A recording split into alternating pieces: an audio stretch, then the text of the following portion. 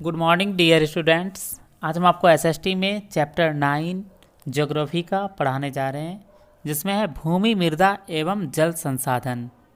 संसाधन क्या होता है ये हम आप लोगों को बता चुके हैं पिछले टर्म के एग्ज़ाम में, या ज्योग्राफी के फर्स्ट चैप्टर में बोला जाए तो चैप्टर नंबर 8 में। और अब हम इस चैप्टर में पढ़ने जा रहे हैं कि संसाधन का जो है उपयोग भूमि में कैसे किया जाता है, मृदा में कैसे है और जल में कैसे है। तो आइए स्टार्ट करते हैं चैप्टर को। जब तक मनुष्य प्राकृतिक उपहारों का प्रयोग नहीं करता तब तक वो संसाधन नहीं बन पाते। दूसरे शब्दों में हम कहते हैं या हम कह सकते हैं कि कोई भी वस्तु संसाधन तभी कहलाएगी जब मनुष्य उसका उपयोग करें। तो ये तो बात सही है कि अगर हम संसाधन का यूज, किसी भी चीज़ का यूज अगर हम उपयोग नहीं करेंगे तो वो संसाधन नहीं बनेगा, चाहे वो कुछ भी चीज़ क्यों ना हो।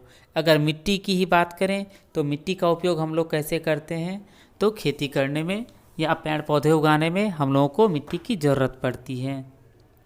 संसाधन के निर्माण में मनुष्य, प्राकृतिक तथा मनुष्य की संस्कृति का योग होता है। संसाधन के निर्माण में क्या होता है, तो मनुष्य की प्रकृति और उसकी संस्कृति का योग होता है। उदाहरण के लिए क्या है, भूमि एक प्राकृतिक संसाधन है जो कृषि के लिए जरूरी है और उपयोगी है। जब तक मनुष्य जोतते नहीं है, जोतना क्या होता है, जो खेतों को हल से जोतते हैं, बीज बोने, खाद डालने, सिंचाई करने, कीटनाशक दवाएं डालने और फसल काटने के कार्य नहीं करता, तब तक भूमि उपयोगी संसाधन नहीं बन पाती है। जैसे कि अभी जस्ट आप लोगों को बताए थे कि मिट्टी हम लोगों के लिए क्यों उपयोगी है, किस लिए है, क्योंकि हम लोग जो हैं कृषि करने मतलब खेती करने के लिए भूमि को जोतते हैं, उसमें बीज डालते हैं, उसकी सिंचाई करते हैं, कीटनाशक डालते हैं, खाद डालते हैं और फसल काटते हैं, क्योंकि हम लोगों को भोजन करने के लिए कहीं ना कहीं फसल की ज़रूरत होती है। संसाधन का विकास एवं उपयोगिता इस बात पर निर्भर करती है कि वह उस संसाधन को प्राप्त करने में कितना धन व्यय किया जा सकता है या किया जा रहा है।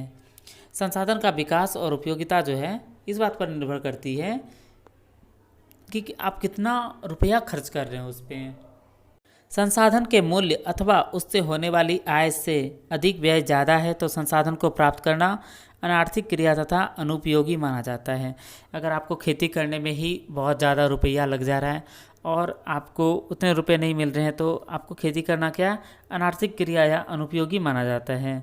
उदाहरणार्थ, भारत में कोलार स्थित सोने की खानें इतनी गहरी हो गई है कि वहाँ से स्वर्ण निकालना बहुत व्ययपूर्ण होता है। मतलब खाने गहरी हो जाने के कारण क्या है, वहाँ से सोना जो निकालना है बहुत ही महंगा पड़ जाता है उन लोगों को, अतः उन खानों से खनन कार्य बंद कर दिया गया है। ज़्यादा गहरा हो जाने के कारण से क्या किया गया, उस खनन कार्य को ही बंद कर दिया गया। विश्व में अनेक स्थानों पर इस प्रकार के उदाहरण मिलते हैं। समुद्र और महासागर अथवा जल के भंडार हैं। समुद्र और महासागर क्या है, अथाह जल के भंडार है। अथाह मीन्स हुआ कि बहुत ज़्यादा, मतलब ये कभी ख़त्म होने वाला नहीं है, लेकिन उनका जल खरा होने के कारण खेतों एवं घरेलू उपयोगों में योग्य नहीं है। यदि इस जल में नमक की मात्रा कम कर दी जाए तो जल की कमी वाले देशों की समस्या समाप्त हो सकती है।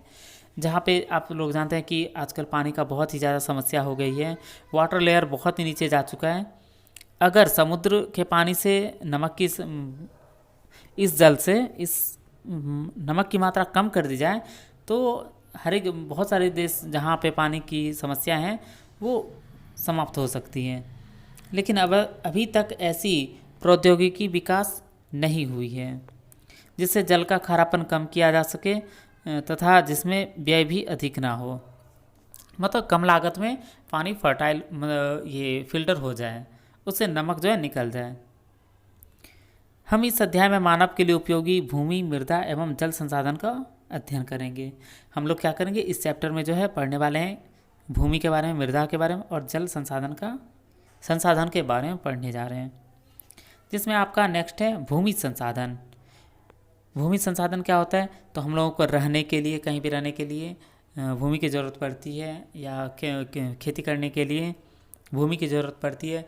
भूमि में भी क्या है, अब खेती करने के लिए जैसे आप रेगिस्तान देख लीजिए एग्जाम्पल में, तो वो भी भूमि है, ज़मीन है, लेकिन क्या वहाँ पे खेती की जा सकती है? नहीं की जा सकती है। उसके लिए भी क्या है, तो वहाँ का मृदा जो है अच्छा होना चाहिए। तो हम लोग मृदा के बारे में बात करेंगे, लेकिन अभी भूमि संसाधन के बारे में पढ़ते हैं। मानव का निवास स्थान होने के कारण भूमि सबसे महत्वपूर्ण प्राकृतिक संसाधन है। हम लोग यहाँ पे रहते हैं, ज़मीन पे रहते हैं, इसीलिए क्या है, भूमि हम लोग के लिए बहुत ही महत्वपूर्ण प्राकृतिक संसाधन है। भूमि पर ही हम खेती करते हैं, वृक्ष उगाते हैं तथा भूमि पर ही जंगल एवं चारागाह पाए जाते हैं। हम लोग यहाँ पे रहते हैं तो वृक्ष भी उगाते हैं भूमि पे, जंगल भी है, चारागाह है। अब तो जितना भी चीज़ बोलें, अगर शहर की बात करें और जितने भी चीज़ हैं सब तो भूमि पे ही हैं। पृथ्वी का लगभग 29% भाग ही भूमि है।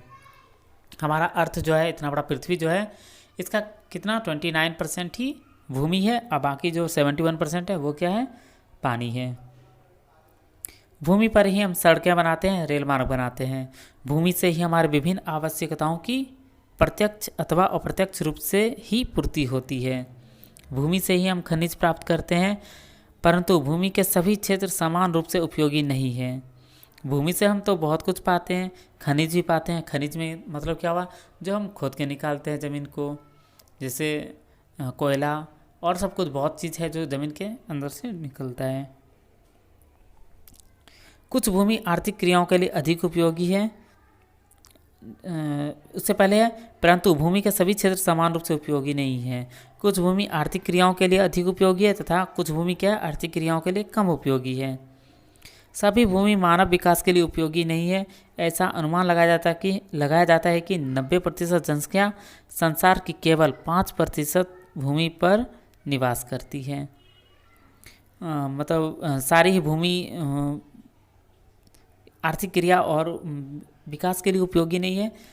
अनुमान लगाया जाता है कि 90% जो जनसंख्या है संसार की, वो 5% भूमि पर ही निवास करती है। आज के लिए बस इतना ही। Thank you. और नेक्स्ट जो है आपका स्थल रूप तथा स्थलाकृति, वो हम नेक्स्ट वीडियो में बताएंगे। Thank you.